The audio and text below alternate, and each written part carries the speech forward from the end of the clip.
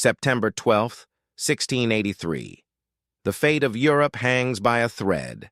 If you're enjoying this journey through history, hit that like button and subscribe for more epic stories from the past.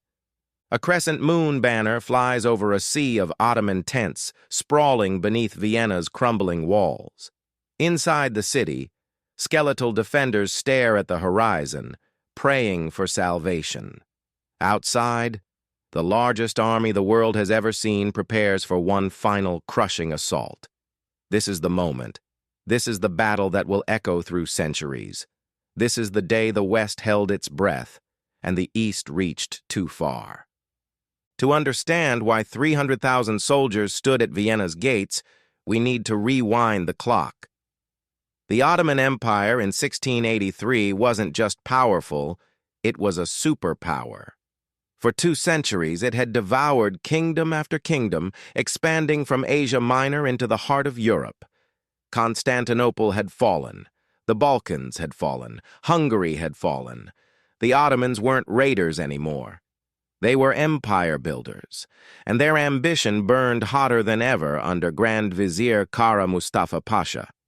Mustafa wasn't content with defending borders. He wanted glory.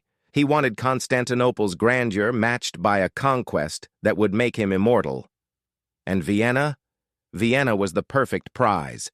Capital of the Habsburg Empire, gateway to the German states, and symbol of Christian resistance. Take Vienna, and the path to Rome itself would crack wide open. Emperor Leopold I and his Austrian court represented everything the Ottomans sought to overthrow. A weakened, divided Christian Europe ripe for conquest. But this wasn't just about religion or territory. This was about power in its rawest form. The Habsburgs controlled the Holy Roman Empire in name, but their actual strength was crumbling. They'd been fighting the Ottomans for generations, bleeding resources and manpower.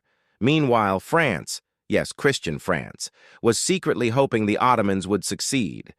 King Louis XIV despised the Habsburgs and saw an Ottoman victory as a strategic win. Europe wasn't united. It was a fractured mess of competing interests. In March 1683, the Ottoman army began its march. Picture this. A force so massive it took hours to pass a single point.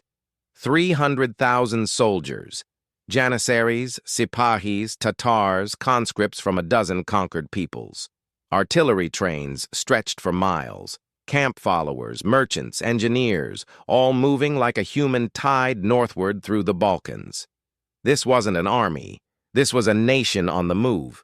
Vienna had maybe 11,000 soldiers and 5,000 civilian volunteers. The math was brutal.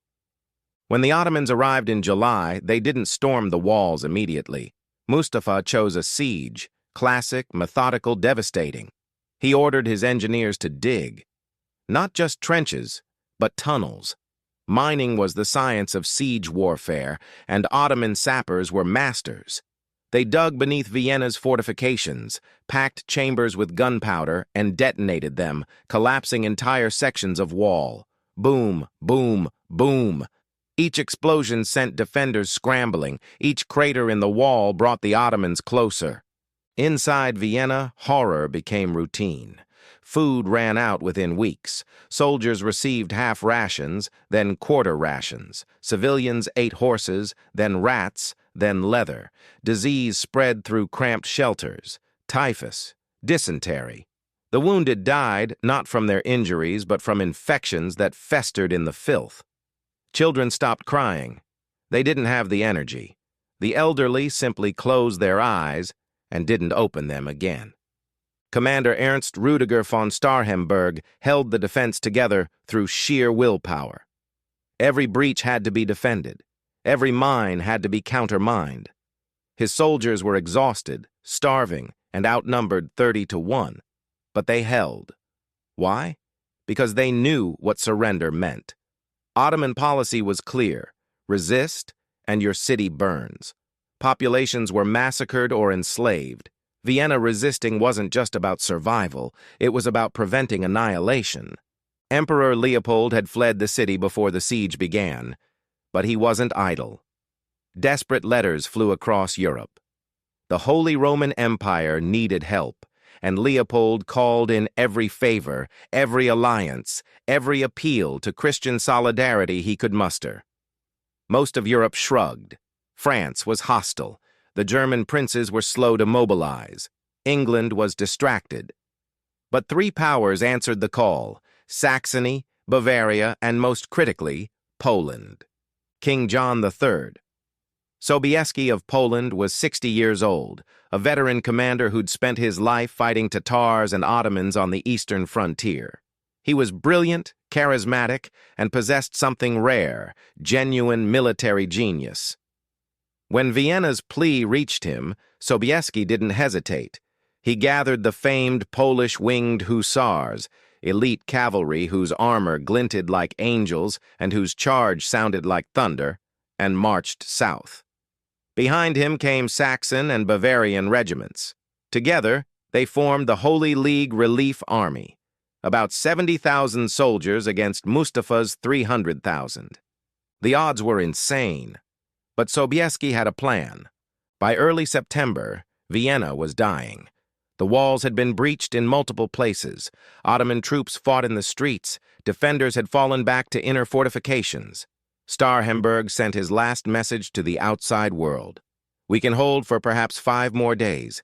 If relief doesn't arrive, the city will fall." September 11th, 1683. Sobieski's army reached the Vienna woods, hills overlooking the besieging Ottoman force. Mustafa knew they were coming, but made a catastrophic mistake. Instead of turning his army to face the threat, he kept focusing on the city. He believed Vienna would fall before the relief force could intervene. He was wrong. Sobieski climbed to a high point and surveyed the battlefield. Below, Ottoman tents spread like a city. In the distance, Vienna smoldered. He turned to his commanders and gave simple orders: "We attack at dawn." September 12th, the Battle of Vienna. Dawn broke with the Holy League army descending from the hills in coordinated waves. German infantry pushed down the slopes. Bavarian artillery opened fire. Cavalry swept the flanks. The Ottomans scrambled to respond, but their army wasn't positioned for this fight. They were siege troops, not battle formations. Chaos erupted. For hours it was brutal, grinding combat. The Ottomans fought viciously. Janissaries held their ground even as German pike formations crashed into them. Ottoman cannons fired point-blank into charging cavalry. But slowly, steadily, the Holy League pushed forward. Mustafa tried to rally his forces, repositioning artillery, sending Janissaries to critical points, but the momentum had shifted. Then came the moment that changed everything. At around 5 p.m., with the battle still raging, Sobieski unleashed the winged hussars. 18,000 Polish cavalry formed up on a hillside. Sobieski himself took position at their head.